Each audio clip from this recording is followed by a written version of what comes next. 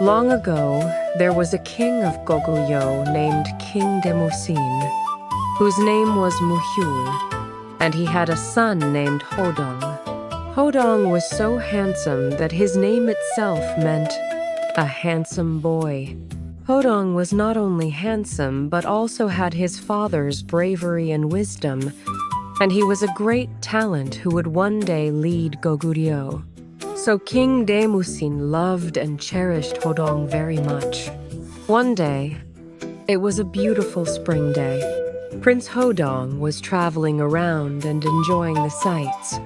While passing near Okchio, a neutral area between Naglang and Goguryeo, he met King Che-li of Naglang. King Che-li was surprised by Hodong's shining appearance. He said, "Seeing your face, you are no ordinary person. You must be the son of the great northern king." King Che-li invited Hodong to Naglang and treated him very kindly. Then he introduced his daughter, the Princess of Naglang. As soon as Hodong and the princess saw each other, they fell in love at first sight. They talked for a long time and promised to meet again. But Hodong could not stay away from his palace for long. He said to the princess, "For now, I will return to my palace, tell my father everything, and arrange our marriage. Please wait for me." Hodong returned to the palace and told his father everything that had happened in Naglang. After hearing the story, King Demusin fell into deep thought. At that time, Goguryeo was growing stronger by conquering nearby countries, and Nang was one of the targets. After thinking for a long time, King Demusin made his decision. Without telling Hodong, he secretly sent a letter to the princess. The princess thought the letter was from Hodong and happily opened it. The letter said, "If you can enter Naklang's armory and destroy the self-beating drum and the magic horn, I will welcome you with honor. If you cannot, I cannot accept you." In Naklang, there were magical treasures called the self-beating drum and the magic horn. They would make sounds on their own when enemies attacked. The letter was asking her to destroy them. The princess was lost in deep thought. But because she was in love, she did not hesitate for long. She was willing to do anything for Hodong. The princess took a sharp knife and secretly went into the armory. She tore the drum and broke the horn.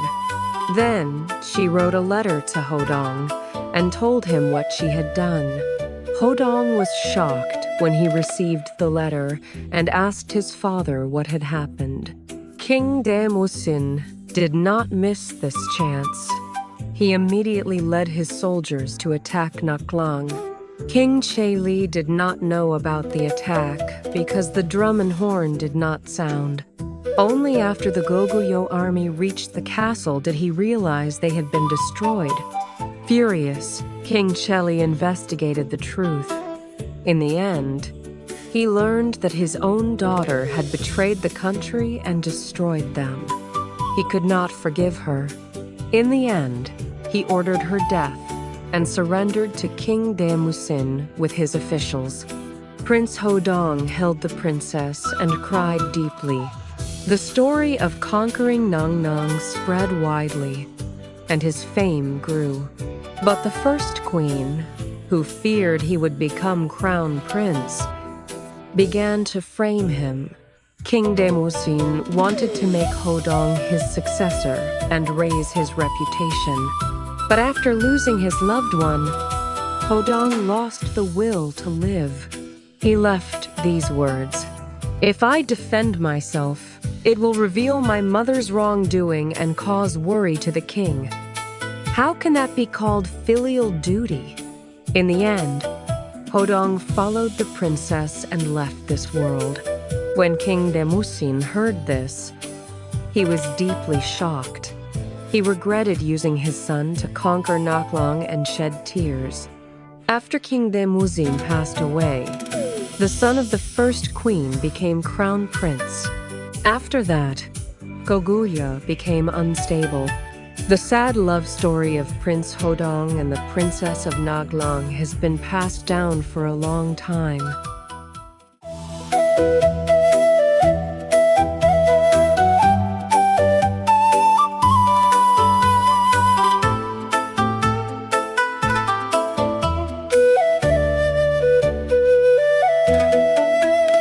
Long ago, Prince Hodong of Gogulya, he was handsome and very brave.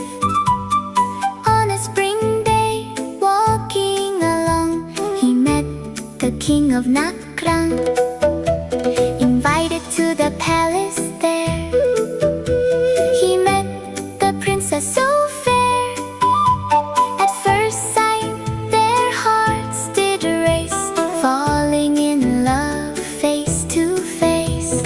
Back to Gogulya he went, told the king what it all meant. But the king, preparing war, sent a secret note once more. Break the drum and horn for me, said the letter secretly. In the dark of silent night, she destroyed them out of sight.